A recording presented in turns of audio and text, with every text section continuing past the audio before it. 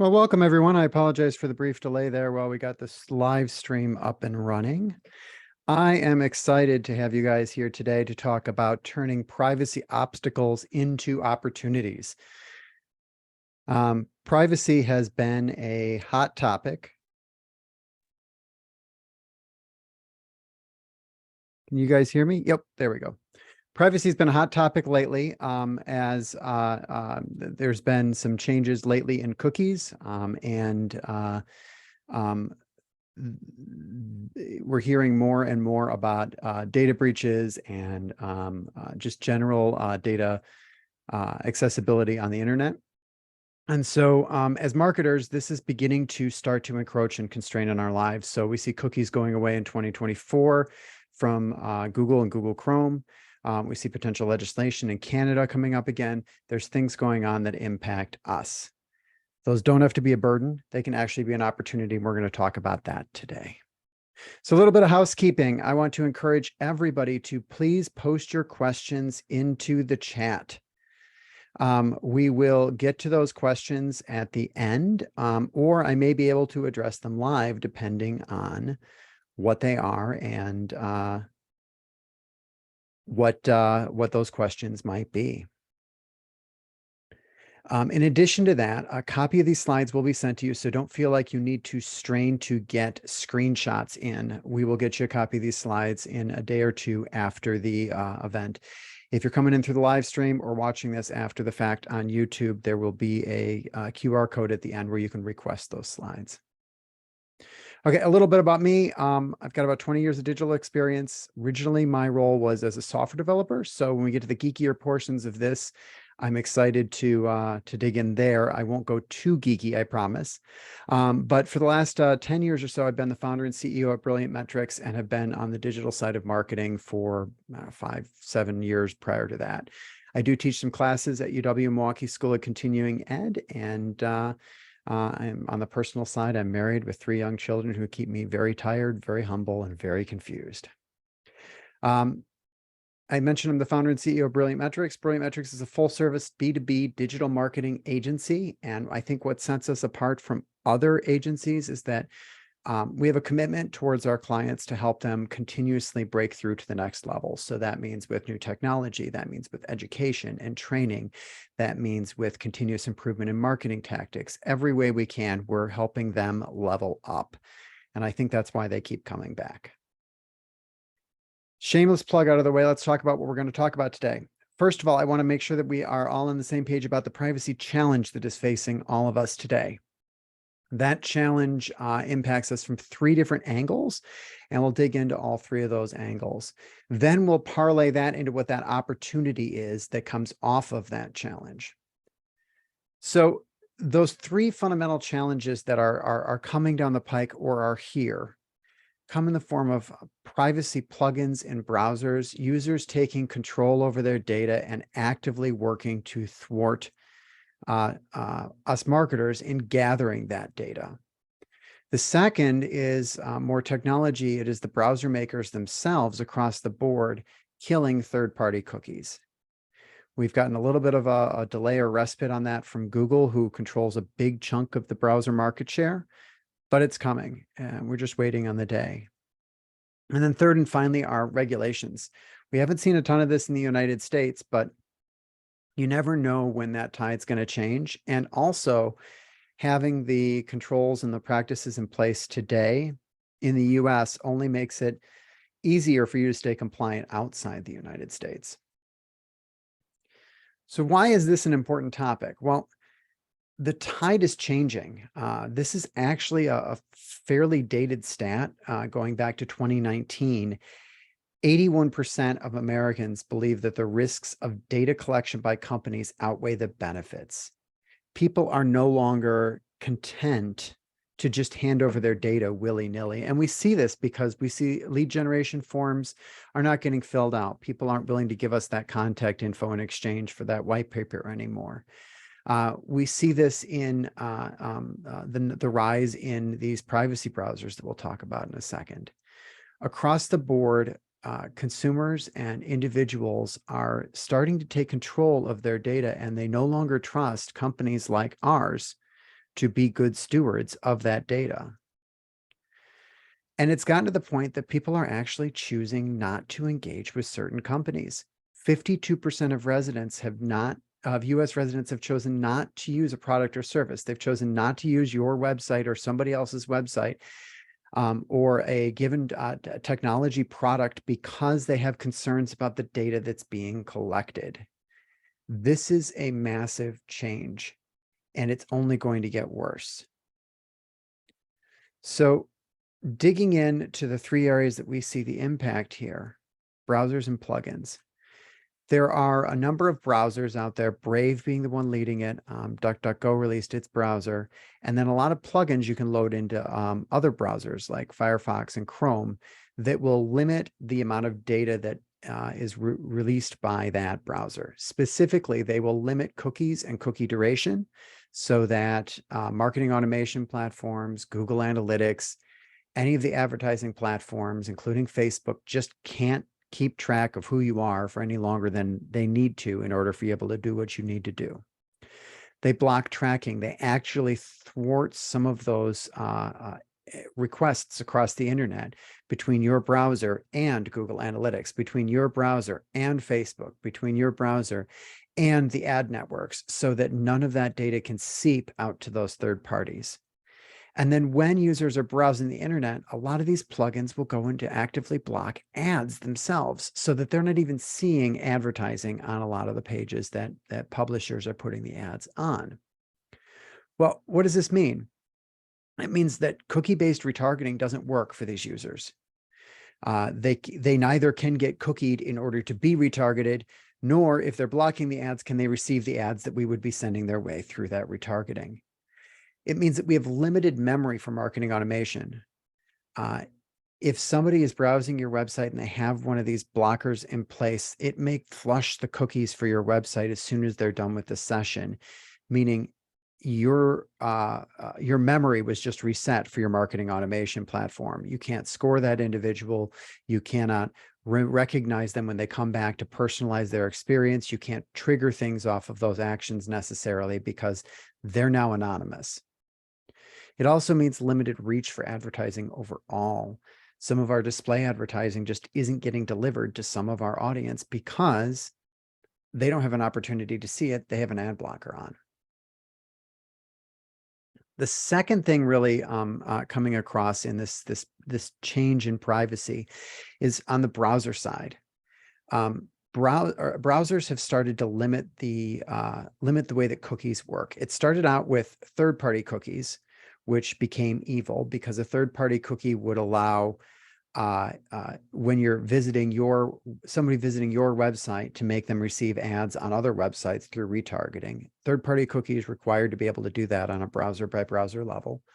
Third-party cookies also allowed, while somebody was out browsing the New York Times, for example, that data about what page they were on and what they were viewing could be then sent back to an advertising company to track browsing behavior and build a behavioral profile around that person, as well as be able to demonstrate that that person saw that ad impression, and some of that view-through attribution required that third-party cookie.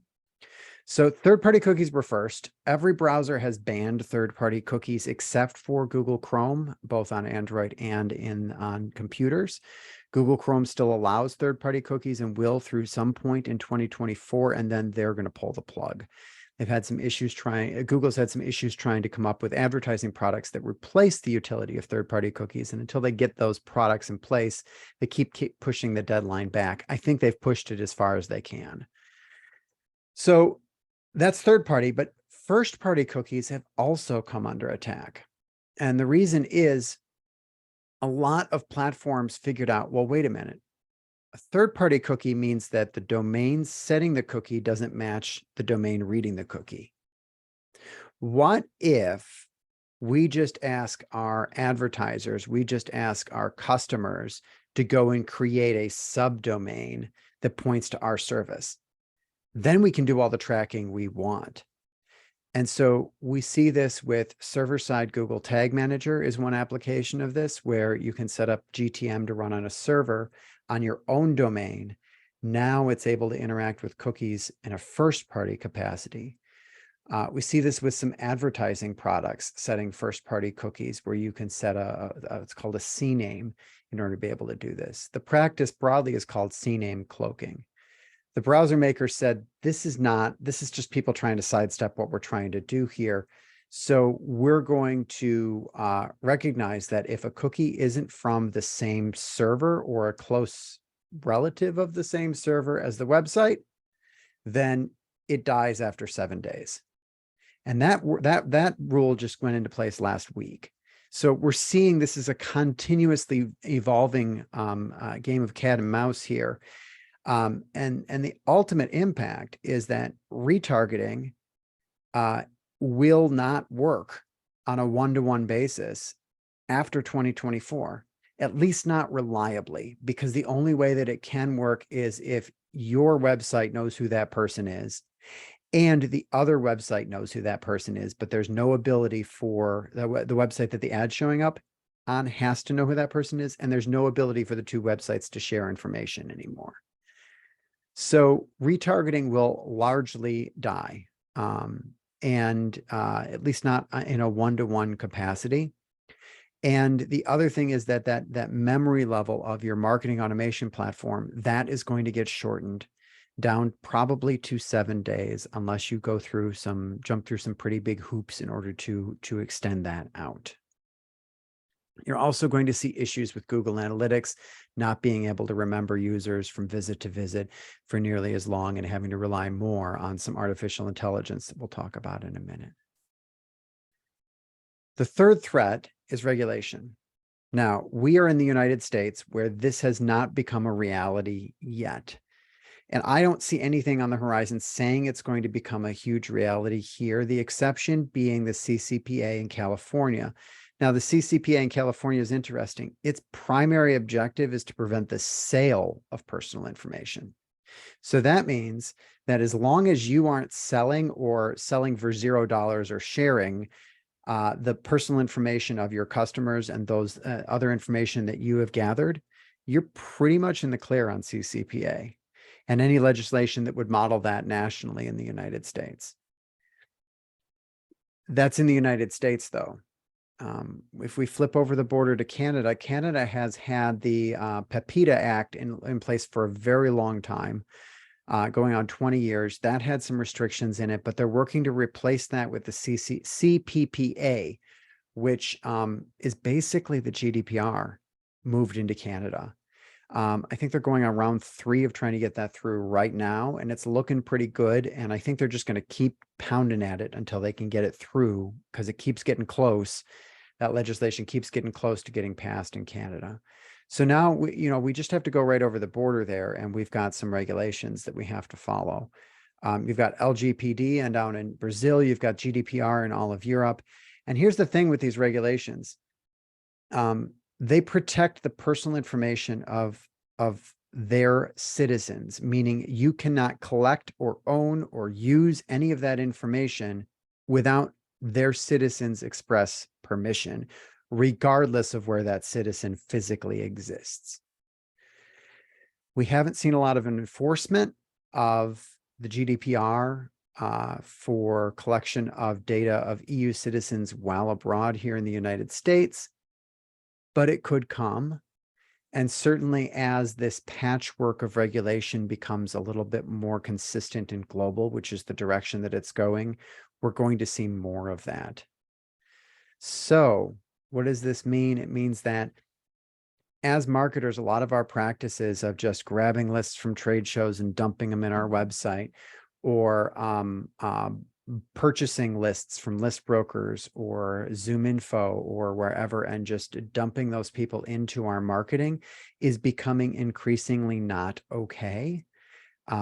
Again, we're okay in the United States, but it's important that we as marketers have controls in place to limit our actions on that data outside the United States today. And I can't say for sure that we're going to be good for forever. It just takes some shifts in the political winds where American citizens start hounding their senators about privacy, and we'll see the same legislation here. So how do you turn this into an opportunity? Well, the key thing I want to point out here is you have competitors that are employing a lot of these tactics that don't have long shelf lives.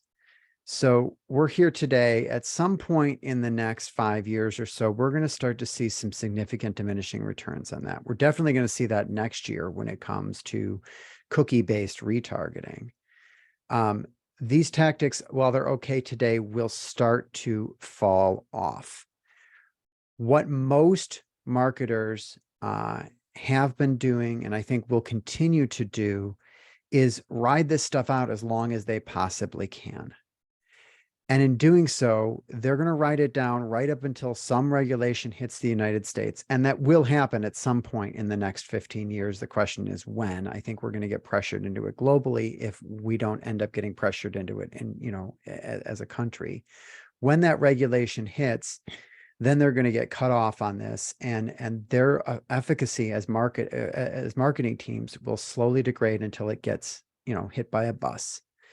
At that point, they have a ramp up into the tactics that are okay under more privacy postured populations and with regulations in place. This white space right here represents an opportunity. This is opportunity lost on the part of your competitors, which means it's opportunity for you to gain. So how do you do that?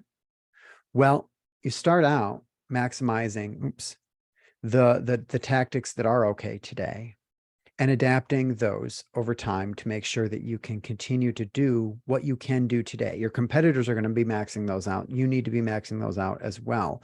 But while you're doing that, start turning up some of these tactics that need to be turned up for tomorrow so that you are in a really great position when that regulation does come into play.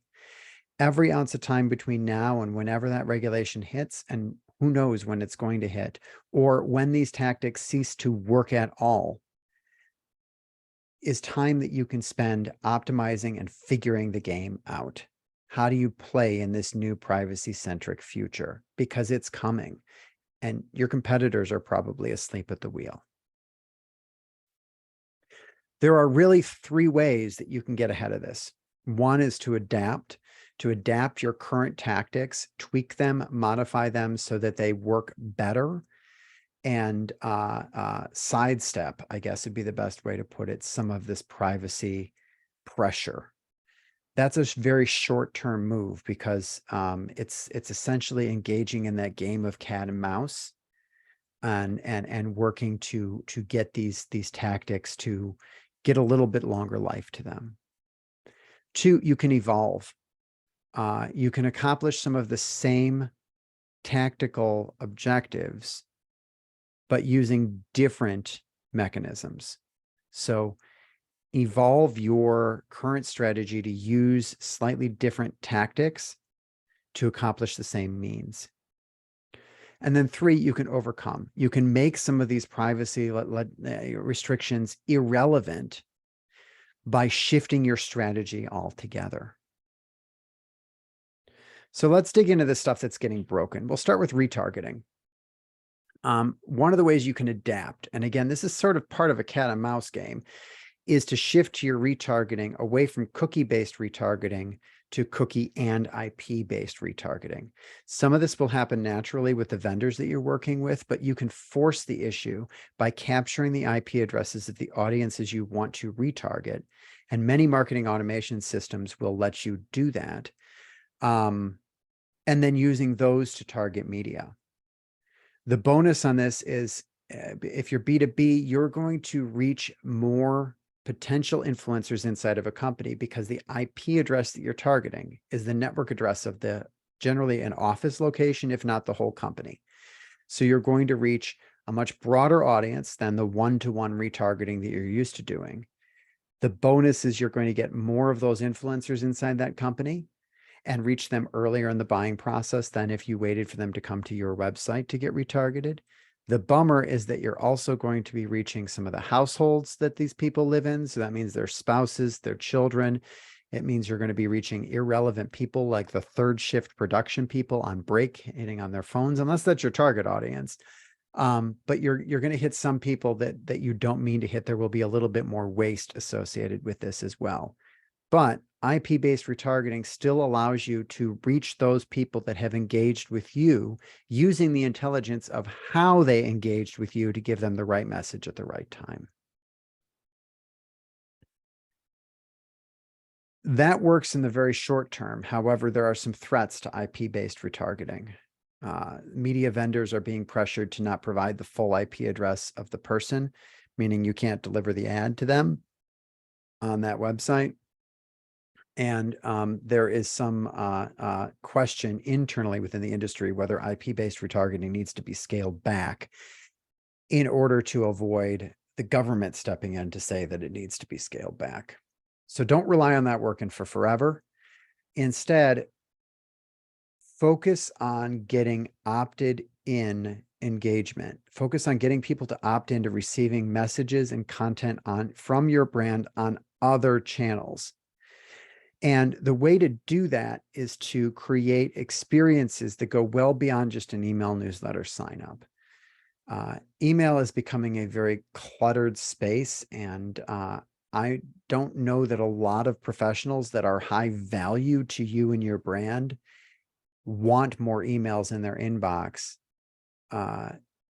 just because they want more emails in your inbox. So you can dangle out the best newsletter in the world. The number of people willing to subscribe to it today is dropping by the week. That said, you can still get people to give you their email address and opt into this communication in exchange for really valuable experiences. So those experiences look like free tools, utilities, but you have to create an account in order to access them. By creating an account, you provide an email address and can check a checkbox to receive content. And this is an opportunity to establish a digital relationship with someone. Offer courses, another excuse for a login and another reason to reach back out and nurture those people. Live events are another thing that people naturally expect to have to sign up for. So another opportunity to capture contact information and engage and hook those people into your fold. And then don't neglect the power of communities. This could be a community that is hosted on your site in some way through any number of community management platforms. That way you get the email address, etc. But it can also be a community that you host in a Facebook group or a Slack group or a Discord group. Any of those would give you the opportunity to establish a direct relationship with your audience without forcing them to give you their email address and sign up to receive stuff. It accomplishes the same goal, but through a completely different means. The other thing to look at, okay, so we can't reach back out to these individuals with advertising if they engage with our products or services. Let's at least make it easy for them to re-engage with us. So that means making sure that you've checked the boxes from an SEO standpoint. It means making sure you have search optimized landing pages for each product, service, etc. Anything that you would normally retarget to drive traffic back to, make sure if they want to find it, they can find it on your site through the major search engines. Also, this is a good opportunity to check your on-page SEO. Just make sure that you're doing the things that you need to do to make your website as easy to read by the search engines as possible. Because it's great if you've got a landing page. If Google can't understand that landing page, it's not going to surface it up in search results for those who want to get back to your product or service. And then finally, rather than evolving those current tactics of I put out an offer out there, now I need to get people back to my offer, or I need to drive traffic, drive my audience back to my offer. Consider shifting your emphasis away from the offer, the product, and diverting some of that effort and resources towards brand.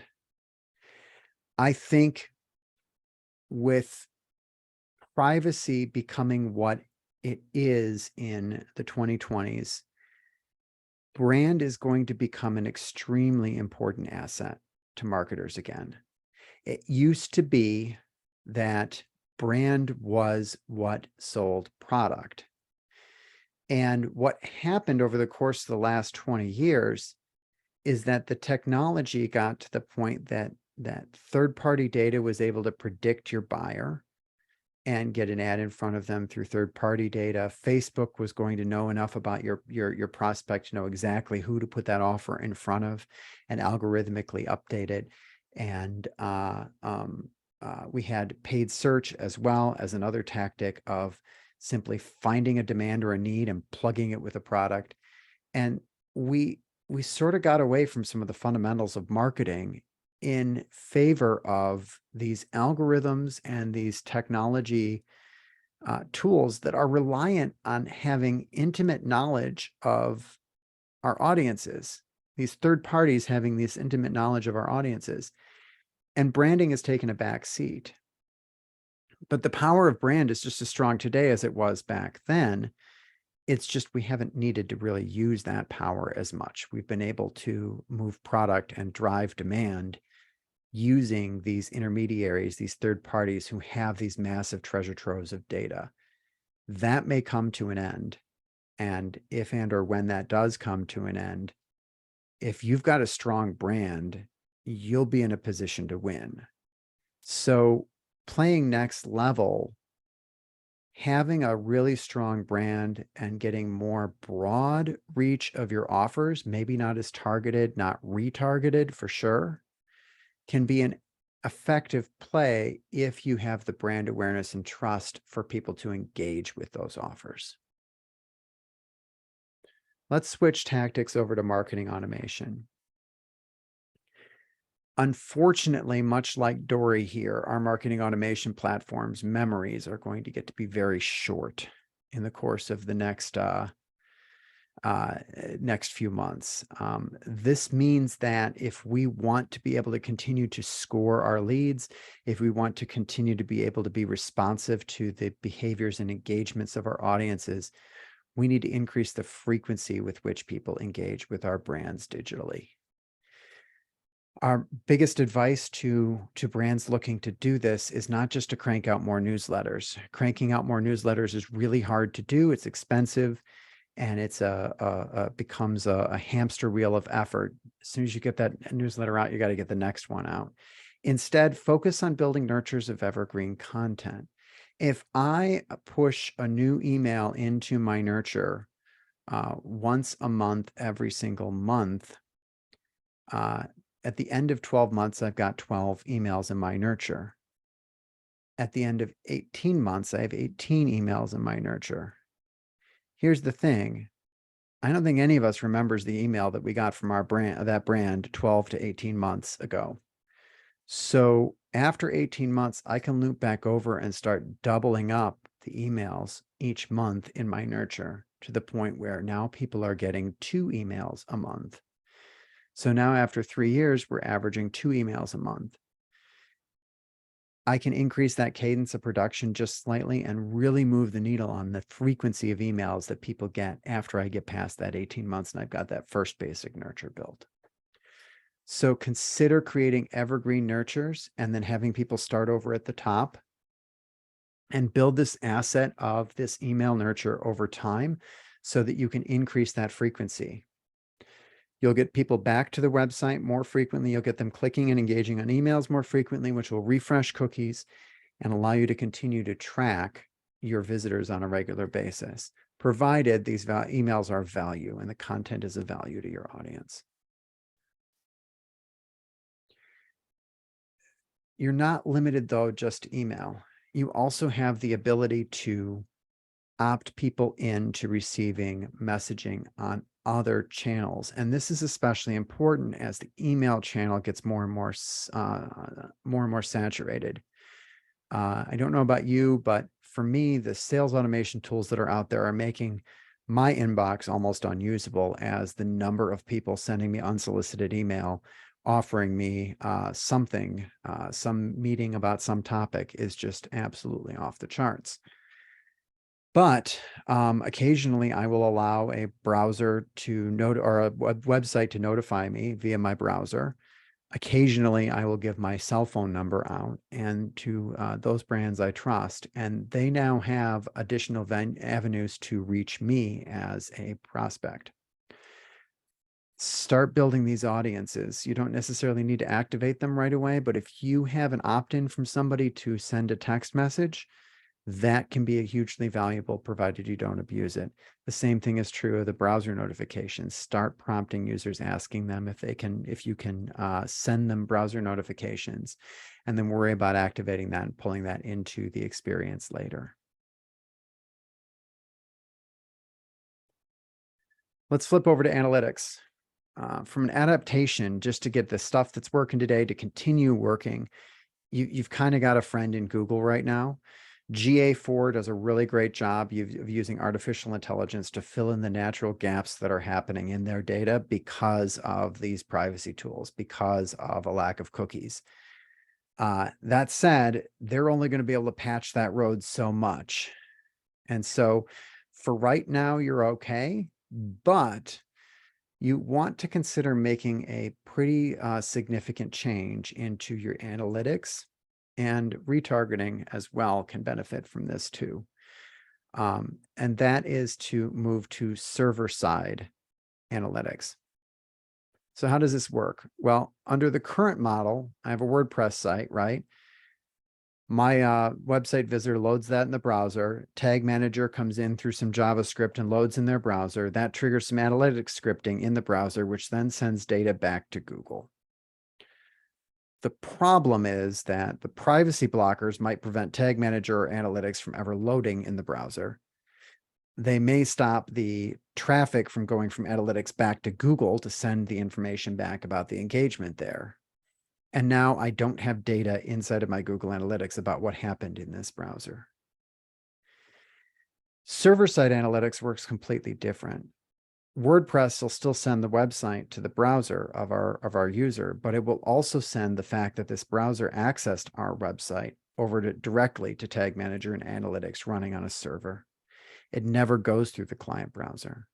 Certain interactions or events that might happen in the browser might be captured this way, but the bulk of the core information, who's visiting your website, what pages they're visiting, all of that is happening natively from server to server and never has to go through the client and get hit with some of that, some of those privacy restrictions.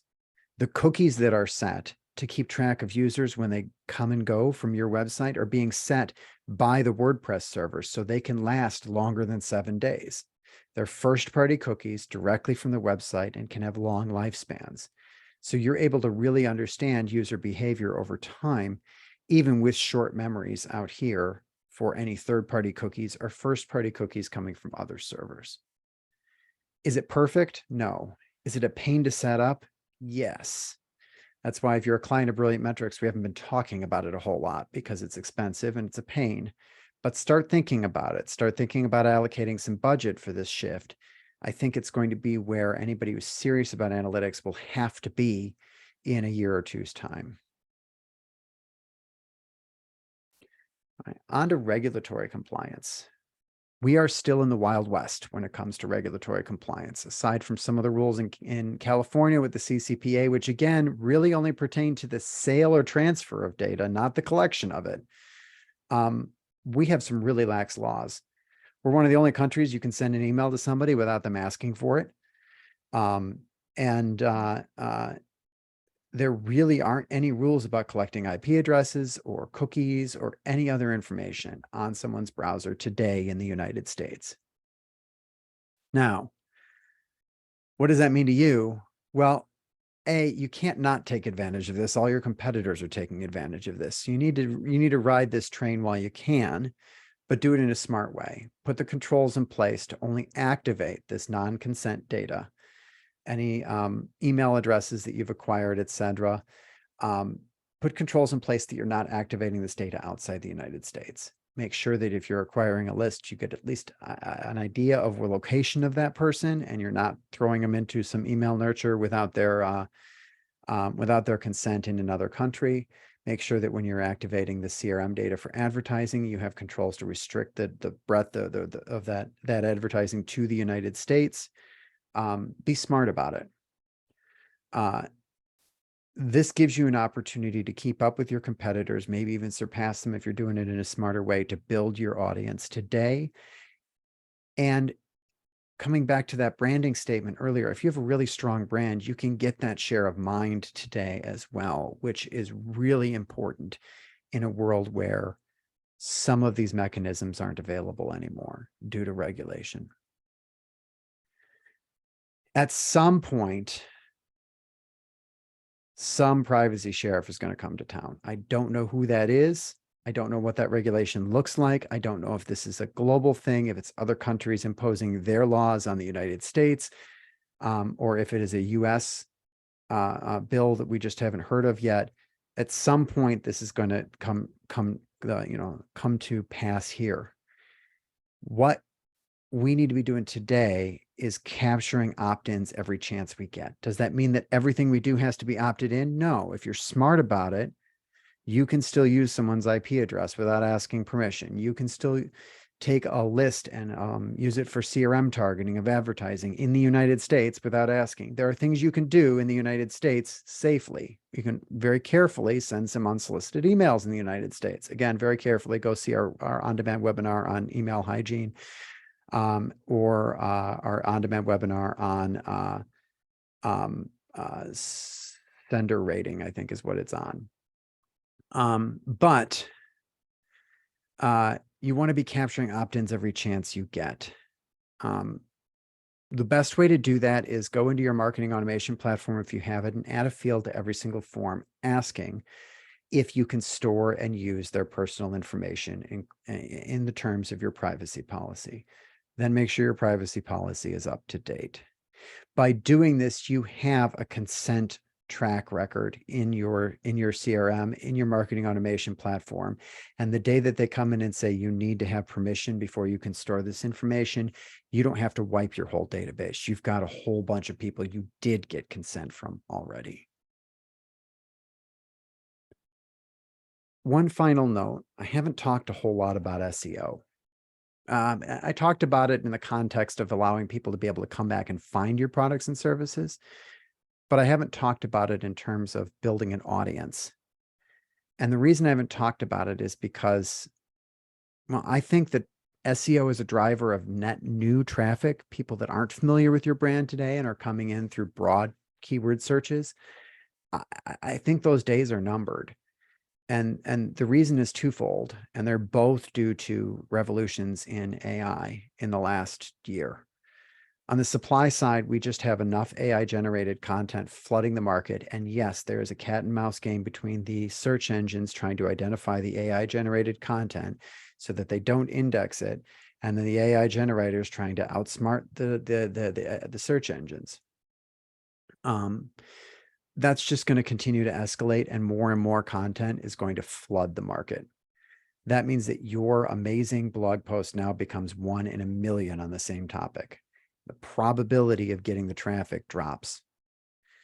2, on the demand side, user behavior is changing. Savvy users are using tools like ChatGPT to answer the same questions they would have gone to Google for just 2 weeks ago.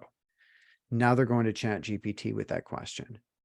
I think that's only going to continue. Right now, it's just the 1% of people who are really savvy enough and able to change their habits to that extent. But we're going to see more and more of those folks. So what does that mean? That means that if I need to answer to a question, I'm not going to Google to type in my question to go to your blog post. A, because I'm not going to Google in the first place, I'm going to ChatGPT. And B, if I did go to Google, you're one of a million blog posts to potentially rank to answer that question, even for niche topics, because it's not, doesn't cost any more to set the AI off on a niche topic. So be prepared for this revolution that has nothing to do with privacy to come in and mess with where organic search sits in your overall strategy. Your products and services still need to rank, Your branded search still needs to work really well, especially as you work to improve brand awareness, but don't look to replace some of these third-party targeting and retargeting and email marketing without permission and other tactics to reach net new audiences with organic SEO. It just isn't a realistic expectation looking at where search is going in the next three to 5 years. So in summary, how can you leapfrog your competitors and take advantage of them falling asleep at the wheel? Adopt new retargeting methods using IP, build valuable things to get more opt-ins, and make sure you're prompting to collect that PII information on those opt-ins so you build a database of opted-in people while you take advantage of the fact that we're still in the Wild West of reaching people who haven't necessarily explicitly opted in. Build a strong foundation for recall with solid branding. Make sure you have a really strong brand while you are taking advantage of the fact that we are in the Wild West. Don't neglect SEO optimization for your branded terms for your core products and services. People still need to find you. If they found you once, they need to be able to find you again because you can't pull them back there necessarily with retargeting. Increase the frequency of email through evergreen nurtures. Add other channels. SMS, browser notifications are great examples. We also talked about communities become additional channels as well for you to reach people. Consider budgeting or planning for a move to server-side analytics in the next year, 18 months. And then, as I mentioned earlier, collect those opt-ins today so you have them tomorrow. With that, I didn't see a lot of questions posted in the chat here. If anyone has anything they think they need, anything they'd like answered, please do get that in the chat now. I'm just going to go and double check and see if we had anything in the chat on the live stream. All right, Steve asks, can we tell through Google Analytics or any other analytics platforms how many visitors are blocking tracking on their browser? The irony here is no, we can't, because that's the thing we can't see, right? It's kind of like looking for dark matter out in the universe, right? It's the thing that we cannot see. We can't see the things that aren't being tracked. And so the answer is no. What we're seeing, at least in universal analytics, is drops in traffic in places the traffic isn't really dropping. We have no way of knowing that those folks are coming in with a privacy blocker on their browser. And unfortunately or fortunately, I'm not sure which is true, GA4 is further hiding that information by using artificial intelligence to fill in the gaps of those anonymous visitors to make it make that data look like those are repeat users, even though they have no way of knowing those are repeat users. They just look like repeat users based on patterns and data. Good question. Other questions?